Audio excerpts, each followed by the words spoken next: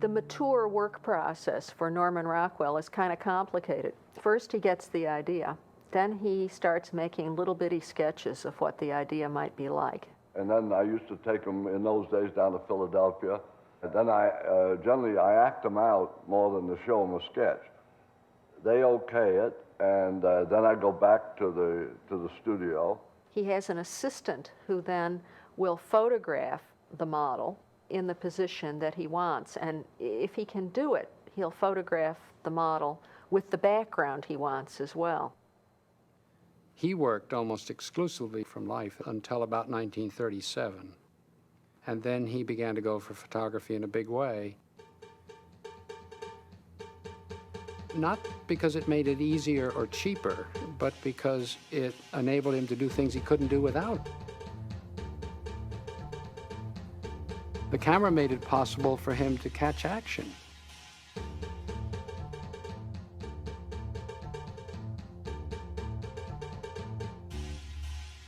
The camera made it possible for him to look down on a scene or to look up at something.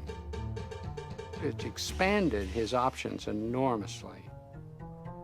I use photographs a great deal. Because you have a person doing something, you can take 50 pictures of them, and then you pick one that expresses the idea best. One of the final steps is then to project the photograph onto a large sheet of canvas and to quite literally trace it. Then he would produce a full charcoal sketch, which was really a detailed, careful drawing of what the cover would be. It was a process of painting by which you went very carefully, step by step, through building up to the final act of painting. But then in the final act of painting, there would come moments when things didn't work out right, and he would make changes. He would even sometimes reject and start over again. There was one, The Facts of Life, which, if I remember rightly, he spent 11 months doing it, repainted it 3 times, had to take out bank loans because he just stopped earning money for 11 months while he tried to get this painting right. Every time he sent a picture down to the post, he would be in a state of jitters that they might reject it.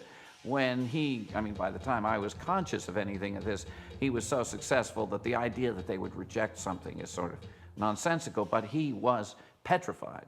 Then I deliver, and then I had an old model who used to say to me, did you get the check? You see? And I say, yeah, I got the check. That's the thing, my boy, get the check. You see? Then I get paid for it, and then I have to think of another one. He was about pleasing the boss. If the boss wanted to be charmed and amused, that's what he did, and that's usually what the Post was looking for. He used the family a lot. It wasn't until I became much older that I realized that ideas came from the family.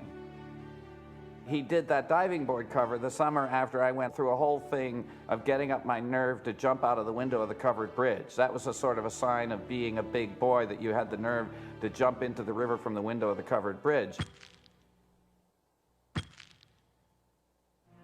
They ran this board from the top of the balcony railing over to, they took Pop's easel and wound it up the top and put the board across the top and then sort of tied it and then said, crawl out there and look frightened. I was frightened before I crawled out there, let alone how I felt once I got out there.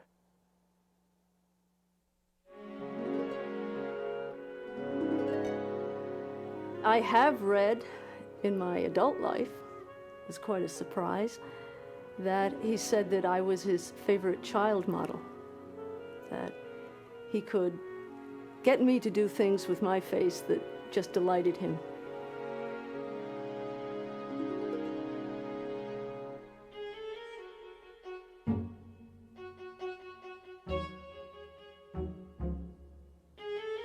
Generally, he had a little sketch, and he'd tell me the story about that sketch.